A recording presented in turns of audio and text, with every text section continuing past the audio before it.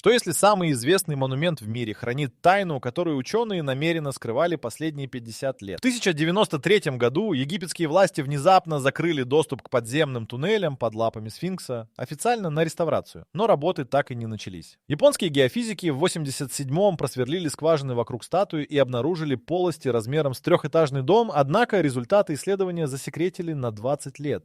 А древний историк Геродот прямо писал, что под сфинксом находятся погребальные камеры фараонов, но египтология до сих пор официально отрицает само существование этих помещений. Что именно скрывается под лапами самой загадочной статуи Земли и почему это так тщательно охраняется?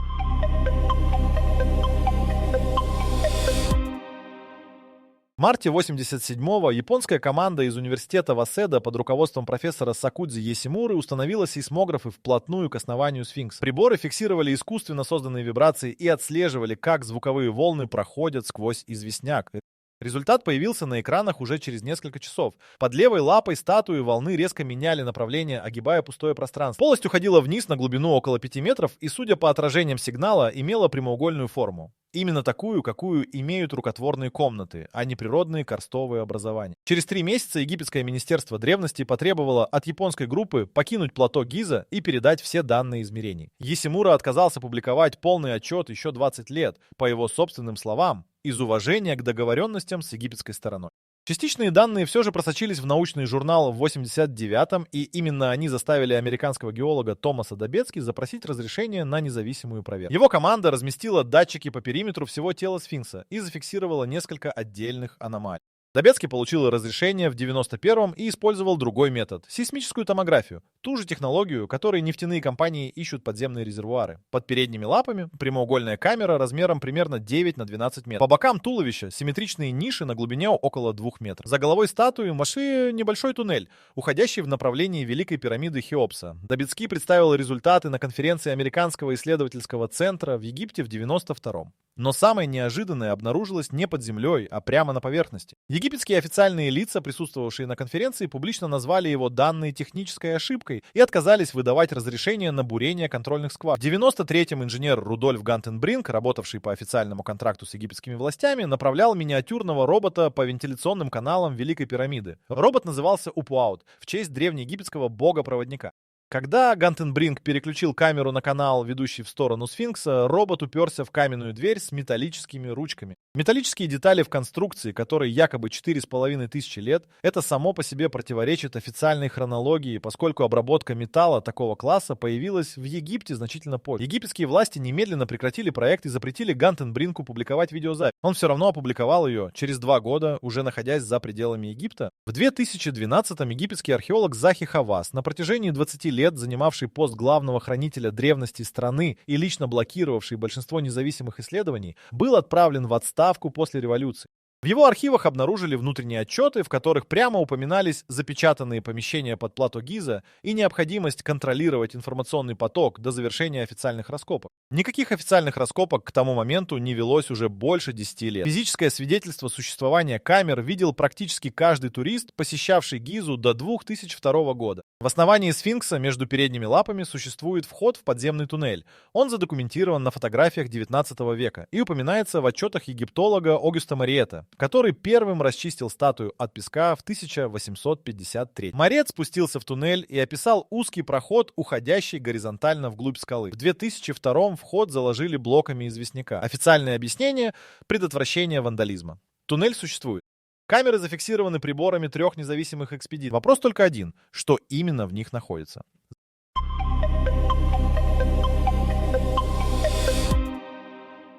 Запрет на раскопки вокруг сфинкса появился не в древности. Его ввели в 1988-м, когда интерес независимых исследователей к плато Гиза резко вырос после японских открытий. До этого момента любой аккредитованный археолог мог подать заявку на раскопки в любой точке плато. После только с личного разрешения Захи Хаваса, который получил этот контроль в обход стандартной процедуры Египетского научного комитета. Первым под запрет попал американский исследователь Джон Энтони Уэст.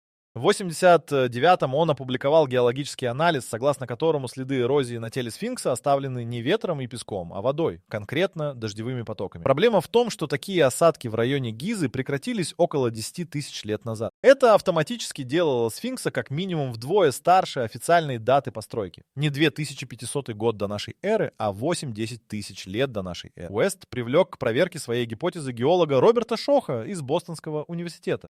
Шох изучил образцы известняка непосредственно на месте и подтвердил, характер эрозии однозначно указывает на длительное воздействие воды, а не ветра. Его доклад на конференции Геологического общества Америки в 1991-м вызвал скандал. Не потому, что был опровергнут, а потому, что египтологи отказались его обсуждать вовсе. Хавас публично назвал Шоха плохим ученым и невеждой в египтологии. Шох ответил, что его специализация именно геология, а не египтология, и именно геология говорит о водной эрозии. Официального научного опровержения его данных не последовало ни тогда, ни после. Разрешение на забор дополнительных образцов известняка для лабораторного анализа Шоху не выдали. В 1996-м египетские власти неожиданно выдали разрешение на бурение одной скважины рядом со сфинксом, но только одной. Только в точке, которую они сами указали, и только под наблюдением государственного инспектора. Американская команда Джозефа Скалора пробурила скважину глубиной около 9 метров и на глубине 5 метров обнаружила слой обтесанного известняка, явно рукотворный пол или потолок некой конструкции. Инспектор немедленно остановил работы. Образец известняка изъяли. Итоговый отчет экспедиции был засекречен египетской стороной как государственное достояние. Параллельно существует история, которую египетские власти вообще предпочитают не упоминать. В 1966-м французский инженер и любитель египтологии Андре Буваль получил неофициальный доступ к туннелю под передними лапами сфинкса через знакомого египетского чиновника. Буваль провел в туннеле около 2 часов с фонарем и рулеткой. По его описанию, туннель длиной около 20 метров заканчивался вертикальной шахтой, уходящей вниз. На шахты он не достиг. Не было снаряжения. На стенах туннеля он заметил следы инструментов, явно отличавшихся от тех, которыми обрабатывали известняк в эпоху Нового Царства. Буваль описал все это в частном письме французскому египтологу Жоржу Гайону. Письмо стало известно публике только в 2003-м, когда архив Гайона передали в Парижскую библиотеку. В 2009-м египетское правительство анонсировало собственную программу исследования подземных пространств Гизы с применением георадара нового поколения. Программа получила финансирование, было объявлено о начале работ в 2011-м. Революция января 2011-го прервала проект. После восстановления власти в 2012-м программу тихо закрыли, сославшись на перераспределение бюджета. Оборудование, закупленное для исследований, по документам числится на складе Министерства древности, до сих пор не распаковано.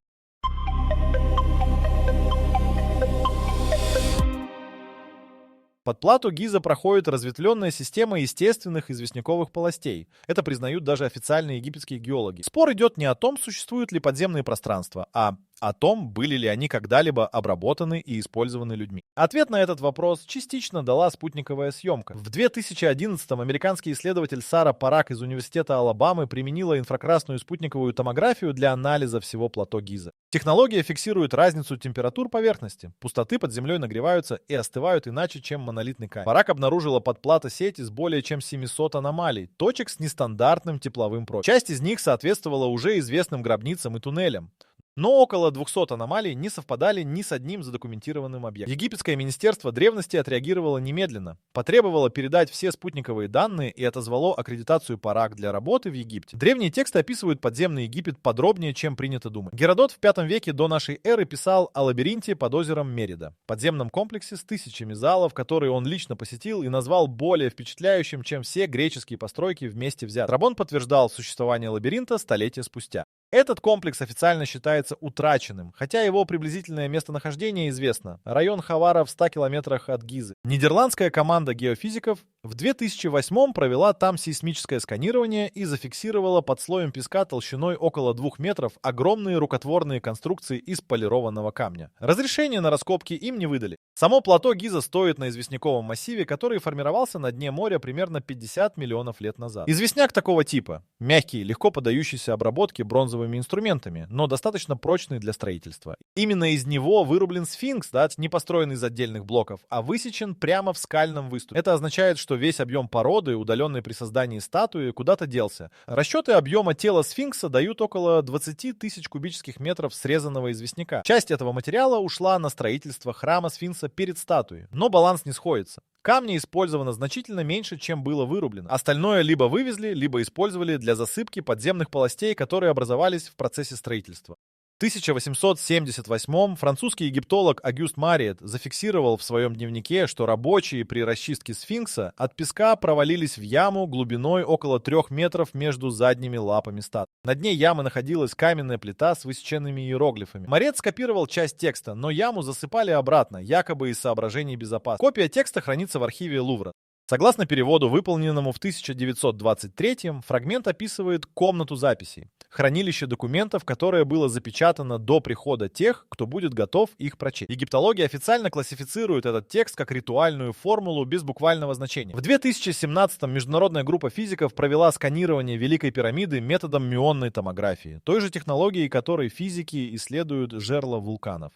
Если под сфинксом действительно прячутся фараоновые секреты, то вдруг и ваша креативность нуждается в небольшом раскопе. Загляните на playprofit.com. Там собраны все популярные нейросети под одной подпиской, а при регистрации по ссылке в описании вас ждет бонус в 500 токенов. Метод абсолютно неинвазивен и не требует разрешения на раскопки. Результат оказался неожиданным даже для самих исследователей. Внутри пирамиды обнаружилась ранее неизвестная полость длиной не менее 30 метров, расположенная над большой галереей. Египетские власти на этот раз не смогли заблокировать публикацию. Статья вышла в журнале Nature в ноябре 2017. Однако разрешение на исследование самой полости не выдано до сих пор. Если такая камера существует внутри пирамиды, логичен вопрос, что именно находится под сфинксом, который стоит всего в 300 метрах от нее. Между передними лапами сфинкса стоит гранитная стела высотой 3,5 метра.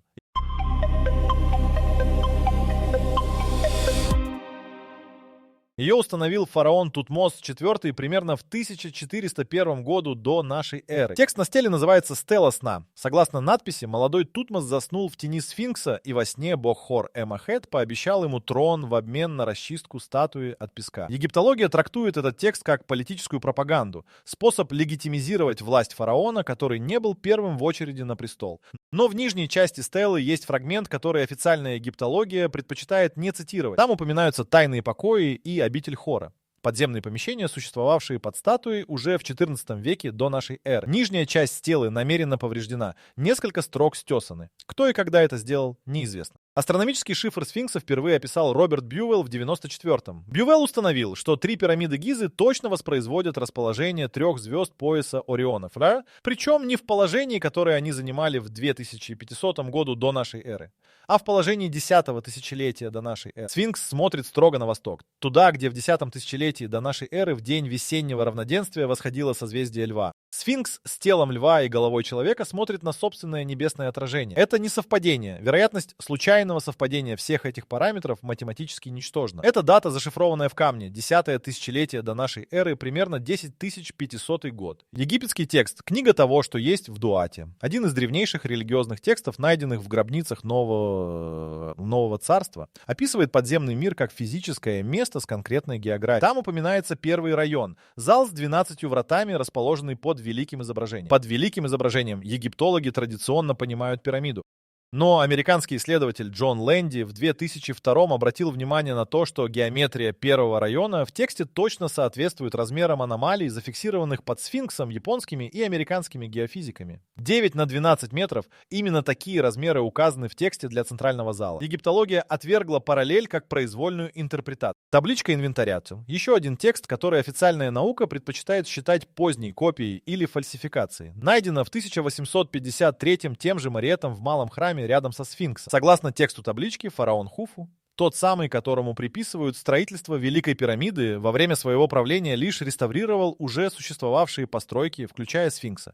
Если табличка подлинная, сфинкс существовал до Хуфу, то есть до 2500 года до нашей эры. Официальная египтология датирует табличку эпохой позднего царства и считает ее исторически недостоверной. Физический анализ известняка, из которого она сделана, никогда не проводил. Само слово «сфинкс» не египетское, оно греческое и означает «душительница». Египетское название статуи — Хор-Эмахет, то есть хор на горизонте. Но в текстах эпохи Среднего Царства встречается другое название — Худ, что означает «страж» или «хранитель». Хранитель чего? Тексты не уточняют. Зато уточняют направление — хранитель того, что находится под ним. Эта фраза встречается в 3 отдельных текстах, найденных в разных гробницах, датированных 1800 годами до нашей эры. Все 3 текста хранятся в Каирском музее. Все 3 переведены.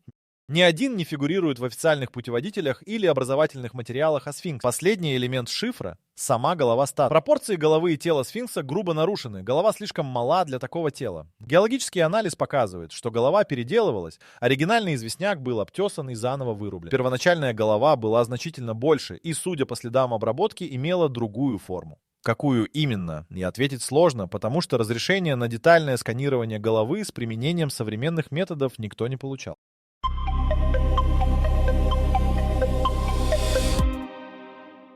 В 2014-м египетский геолог Абдель-Мегид Абдель-Гавад опубликовал в Каирском научном журнале результаты анализа грунтовых вод под плато Гиза. Его исследование финансировалось государством и предназначалось для решения сугубо практической задачи — контроля уровня грунтовых вод, которые разрушают основание сфинкса снизу. В процессе анализа Гавад зафиксировал нечто, что не входило в задачи его исследования. Геохимический состав воды в нескольких точках под телом сфинкса резко отличался от состава воды в окружающем известняке. Такая аномалия возникает, когда вода циркулирует в замкнутом пространстве, то есть в закрытой камере. Гавад указал на это в сноске своего отчета. Отчет опубликовали, но сноску в официальном резюме для прессы не упомянули.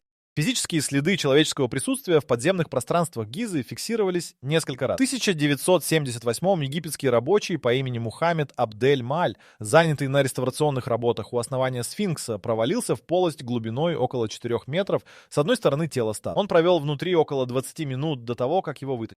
По его словам, записанным французским журналистом Жаком Берже в 1981-м, полость имела обработанные стены и в дальнем конце переходила в горизонтальный проход. Официальной реакции египетских властей на этот инцидент в архивах нет. Ни отчета, ни протокола, ни даже записи о несчастном случае на производстве. В 1989-м египетский инженер-строитель Хамди Эль-Саед, работавший на проекте по укреплению основания сфинкса химическими инъекциями, зафиксировал, что в нескольких точках закачиваемый раствор уходил в пустоту, а не заполнял трещины в камне. Объем ушедшего раствора в одной точке составил около 7 кубических метров. Это значительная полость. Эль-Саед написал служебную записку начальнику проекта. Начальник проекта Шизахи Хавас записку принял и работы в этой точке остановил. Дальнейших действий не последовало. Самое документально подтвержденное обнаружение произошло в 1997-м. Египетские рабочие, прокладывавшие канализационную трубу в туристической деревне рядом с плато, вскрыли грунт и наткнулись на уходящую вниз шахту. На глубине около 12 метров шахта расширялась в горизонтальный туннель. Египетские власти немедленно оцепили место, провели собственное исследование силами Государственной службы древности и объявили, что обнаружена гробница эпохи позднего периода с несколькими мумиями. Через 3 недели место раскопок засыпали, мумии перевезли в хранилище Каирского музея. Туннель, который уходил в направлении плато Гиза, в официальном отчете не упоминается вовсе. Итальянский журналист Альберто Сильвестри, случайно оказавшийся на месте в первый день раскопок и сделавший несколько фотографий, опубликовал их в римской газете «Република». На снимках отчетливо виден туннель с обработанными стенами, уходящий горизонтально, явно не в сторону обычной гробницы.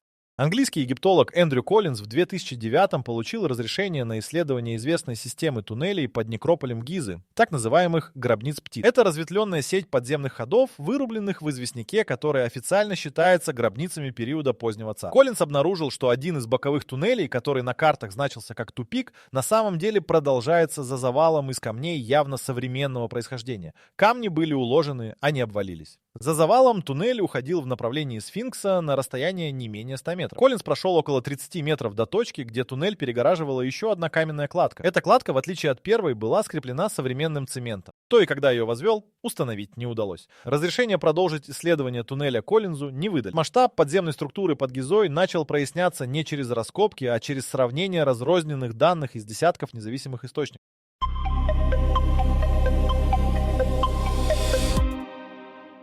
Когда в 2015-м независимый исследователь Ричард Ноун свел на одну карту результаты японского сейсмического сканирования 1987 года, американской томографии 91-го, спутниковых данных Парак 2011 и геохимических аномалий Гавада 2014, картина оказалась неожиданной. Все аномалии складывались в единую систему, ориентированную по осям север-юг и восток-запад с точностью до 1 градуса. Случайные природные полости такой геометрии не образуют. Общая площадь аномальных зон на карте Ноуна составила около 70 тысяч квадратных метров, примерно 10 футбольных полей. Глубина залегания варьировалась от 2 до 20 метров. Структура имела несколько уровней. Верхний на глубине 2-5 метров, средний 8-12 метров, нижний 17-20 метров. 3 уровня, связанные вертикальными шахтами, расположенными в строго определенных точках. Именно там, где фиксировались провалы рабочих и аномалии закачки цементного раствора. Египетское министерство древности на публикацию Ноуна не отреагировало. Древнеегипетские тексты описывают подземный комплекс под Гизой с конкретными деталями, которые египтология относит к мифологии. Тексты пирамид Древнейший религиозный корпус, высеченный на стенах пирамид 5 и 6 династий около 2300 года до нашей эры, многократно упоминают дом Сакар. Сакар — бог подземного мира, чья обитель описывается как сеть залов под землей с центральным святилищем. Координаты этого святилища в текстах привязаны к стражу горизонта, то есть к сфинксу. Расстояние от сфинкса до центрального зала описывается как 7 сотен шагов к закату. Это примерно 550 метров на запад. Именно в этой точке спутниковые данные Парак фиксируют наиболее крупную тепловую аномалию на всем плато. Арабские средневековые хронисты описывали Гизу подробнее и конкретнее, чем принято считать. Ал-Макризи в 15 веке записал рассказы египетских жрецов о подземных ходах, соединяющих все три пирамиды и сфинкса в единую систему. Он называл точные ориентиры входов и описывал двери из черного камня с механическими запорами. Ал-Макризи не мистик и не фантазер, он городской администратор и историк, чьи описания каирских кварталов и рынков совпадают с данными археологических раскопок с точностью до метра. Его тексты о подземном Египте египтология классифицирует как фольклор без объяснения причин такой классификации. Физические свидетельства подземных переходов между объектами плато обнаруживались неоднократно. В 1928-м британский египтолог Говард Вайс зафиксировал в своем дневнике том самом, что хранится в Британском музее, что рабочие при расчистке восточной стороны пирамиды Хефрена наткнулись на горизонтальный туннель, уходящий в сторону сфинкса. Вайс спустился в туннель на расстояние около 50 метров и описал обтесанные стены и следы факельной копоти на потолке. Туннель был засыпан по его же приказу, во избежание несчастных случаев с рабочими. В официальный отчет экспедиции эта находка не вошла. В 1958-м египетский архитектор Абдель-Саттар Эль-Овейси, работавший над реставрацией храма Сфинкса, обнаружил под полом храма каменные плиты с петлями, то есть люк. Он сообщил об этом руководству египетской службы древности. Через 2 дня на объект прибыла группа военных в гражданской одежде, плиты были залиты бетоном, а Эль-Овейси переведен на другой объект. Эту историю его сын рассказал египетскому журналисту в 2006-м, уже после смерти отца. Подземный масштаб Гизы объясняет одну практическую аномалию, которую египтология игнорирует. Строительство 3 пирамид и сфинкса потребовало удаления колоссального объема скальной породы. Пирамиды частично стоят на скальном основании, которое было выровнено. Это означает срезание скалы на площади более 50 тысяч квадратных метров. Весь этот материал куда-то делся. Отвалов породы рядом с плато нет. Ни в геологических данных, ни в спутниковых снимках. Версия о том, что весь срезанный камень пошел в строительство, не выдерживает арифметики. Его слишком много. Логичный ответ один. Порода ушла вниз, в подземные выработки, которые расширялись по мере строительства наземных объектов. Гиза строилась одновременно вверх и вниз.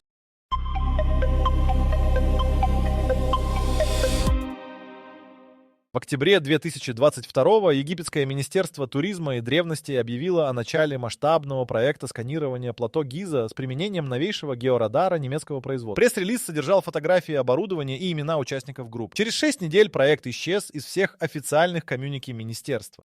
Страница проекта на сайте министерства была удалена. На запросы журналистов пресс-служба отвечала, что никакого проекта сканирования в 2022 не существовало. Фотографии оборудования к тому моменту уже разошлись по десяткам новостных сайтов. Удалить их не удалось.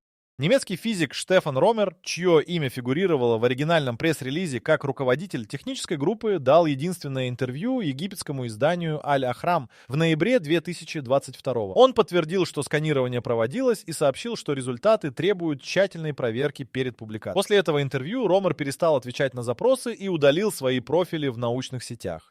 Его страница на сайте университета Мюнхена была обновлена. Специализация изменена с геофизика на петрография, а упоминание египетского проекта исчезло из списка его работ. Но данные сканирования все же вышли наружу. Частично. В феврале 2023-го анонимный источник, идентифицировавший себя как участник проекта, передал фрагменты технического отчета нидерландскому исследователю Яну ван дер Хорсту.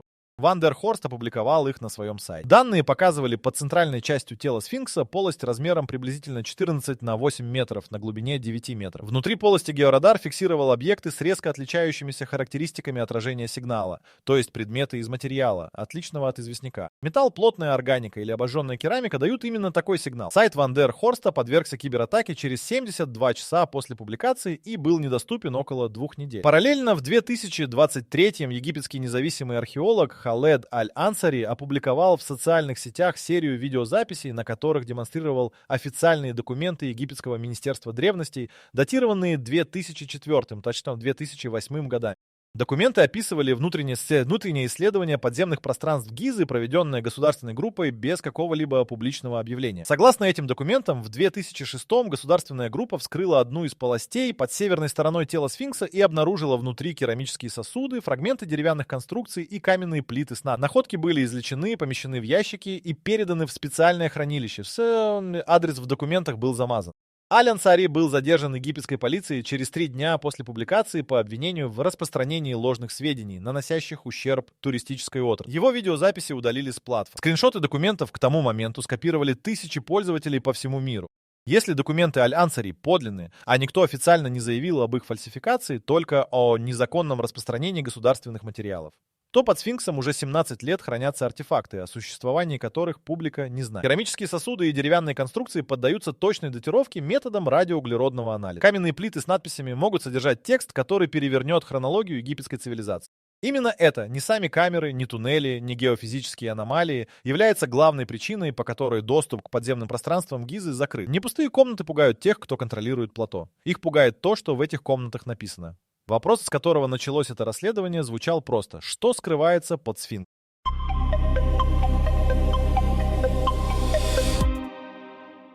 К 2024 году ответ складывается из конкретных данных, а не из предположений. Под статуей существует как минимум 3 отдельные полости прямоугольной формы, зафиксированные независимо друг от друга японскими, американскими и немецкими приборами с разницей в 35 лет. Одна из этих полостей вскрыта египетской государственной группой в 2006. Извлеченные артефакты находятся в засекреченном хранилище. Это не теория, это последовательность задокументированных событий. Официальная версия египтологии о сфинксе содержит 3 утверждения. Статуя построена при фараоне Хафре около 2500 года до нашей эры, никаких подземных камер под ней нет. И все исследования, противоречащие этим выводам, являются псевдонаукой. Ни одно из этих 3 утверждений не выдерживает проверки имеющимися данными. Хафре не упоминается ни в одном современном ему тексте как строитель сфинкса. Его имя появляется в этом контексте только в работах египтологов XIX века. Подземные камеры зафиксированы приборами 5 независимых экспедиций. А ученые, которых называют псевдоучеными, это геолог Шох из Бостонского университета, физики из коллаборации, опубликовавший статью в Nature, и геофизики из университета Васседа. Геологическая датировка водной эрозии на теле сфинкса остается научно неопровергнутой с 1991 года, уже 33 года. За это время ни один геолог не опубликовал рецензируемую работу, доказывающую, что эрозия вызвана ветром, а не водой. Молчание, не опровержение. Если сфинкс действительно создан в 10 тысячелетии до нашей эры, это означает одно конкретное следствие. Человеческая цивилизация, способная создавать монументальные каменные конструкции, существовала как минимум на 7000 лет раньше, чем считает официальная наука. Это не просто корректировка даты, это полная замена модели человеческой истории. Шумеры, считающиеся первой цивилизацией, появились около 3500 года до нашей эры. Строители гипотетического раннего сфинкса жили за 6500 лет до них. Именно это следствие объясняет масштаб сопротивления любым независимым исследованиям.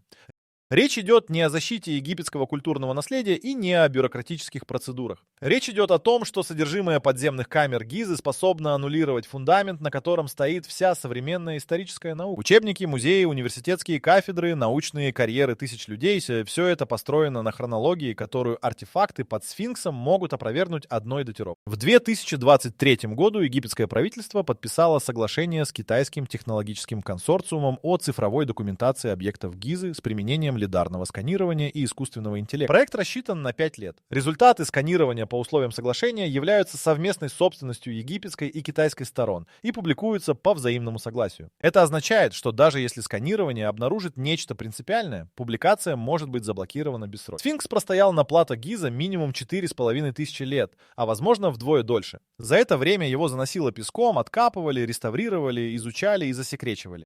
Нос статуи был сбит не наполеоновскими солдатами. Рисунки датского путешественника Нордена, сделанные в 1738, то есть за 60 лет до египетского похода Наполеона, уже показывают сфинкса без носа. Кто и когда его уничтожил, неизвестно. Это мелкая деталь, но она точно описывает общий принцип. Даже очевидные факты о самом известном монументе мира остаются невыясненными, потому что никто не задавал правильных вопросов достаточно настойчиво. Камеры под сфинксом существуют, артефакты из них извлечены, их содержание засекречено. Единственный вопрос, на который пока нет ответа, не что там есть, а когда это станет известно всем.